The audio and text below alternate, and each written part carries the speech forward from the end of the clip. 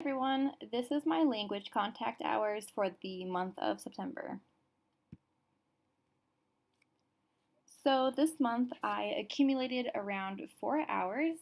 I listened to music on Pandora, specifically the Canciones Romanticas station.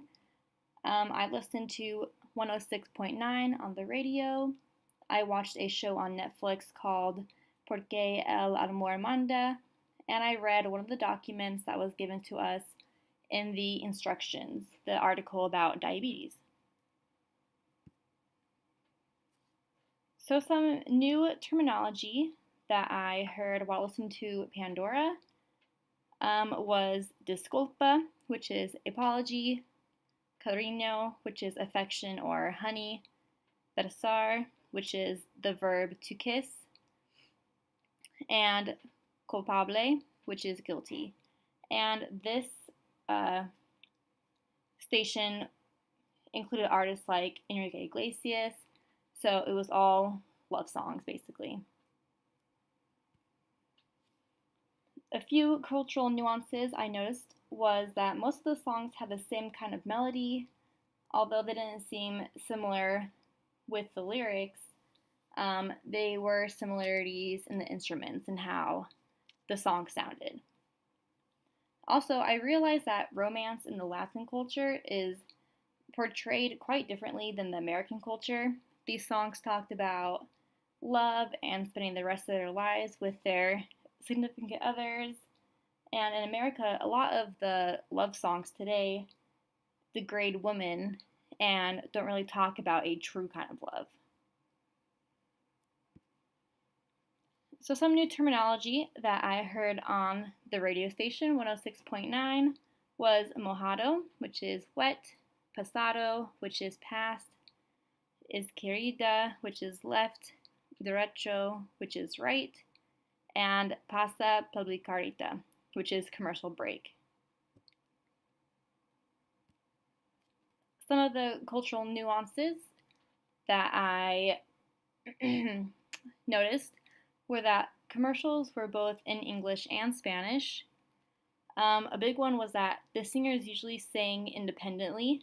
Besides like the backup singers, a lot of the American songs have people that are featured within their songs, but these ones on the radio usually just included one of the artists.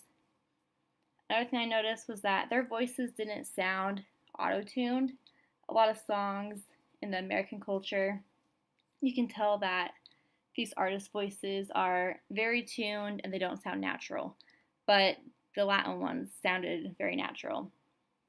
Also, another thing I noticed was that there were barely any commercial breaks on the radio stations. So I listened about an hour and heard maybe 2 commercials.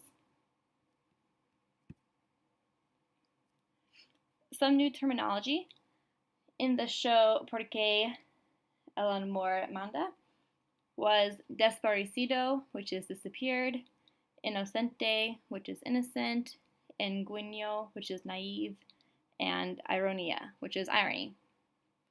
So this show was very interesting. Jesus is the main character. He works really hard to make a living. He doesn't have that much money, and he's also a student at night. So he was from Mexico, but he went through a really tough breakup, and so he moves to Chicago. And then he realizes that he has a daughter. And so the whole first episode is about him trying to find money to go see his daughter in Mexico. And there's a really rich guy that he comes across that offers to pay his plane ticket if he will take a suitcase full of clothes to an orphanage. But what Jesus didn't realize was that there was a lot of money in the suitcase. And so at the airport, he was arrested for money laundering. So the rest of the episode is just how he gets out of that and how he basically tells on the other person, and that person ends up getting arrested. So it was really interesting. Some cultural nuances I noticed here were that these actors are very dramatic in their expressions. They use a lot of facial expressions. Their voice fluctuations were different, and they had a lot of hand movements and gestures. And that's different from the American culture because a lot of the actors, they're not monotone, but they don't seem like they're very into it. You can't really tell on their face how they're feeling, so it was really cool to watch shows like this and see.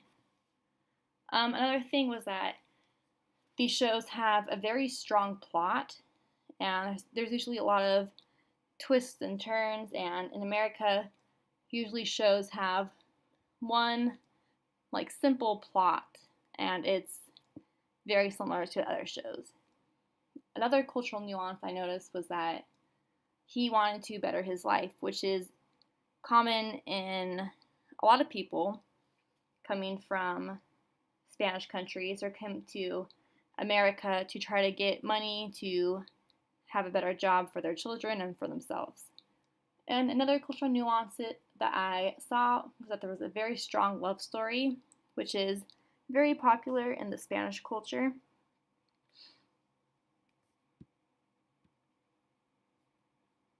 Okay, so some new terminology that I learned from the article I read was demasiado, which is too, encia, which is gums, saludable, which is healthy, daño, which is damage, and vejiga, which is bladder. There weren't many cultural nuances just because it was translated from English, but one thing that I noticed were that a lot of words in Spanish look very similar to English words, and so that helps people like me trying to learn Spanish because it's easier to comprehend.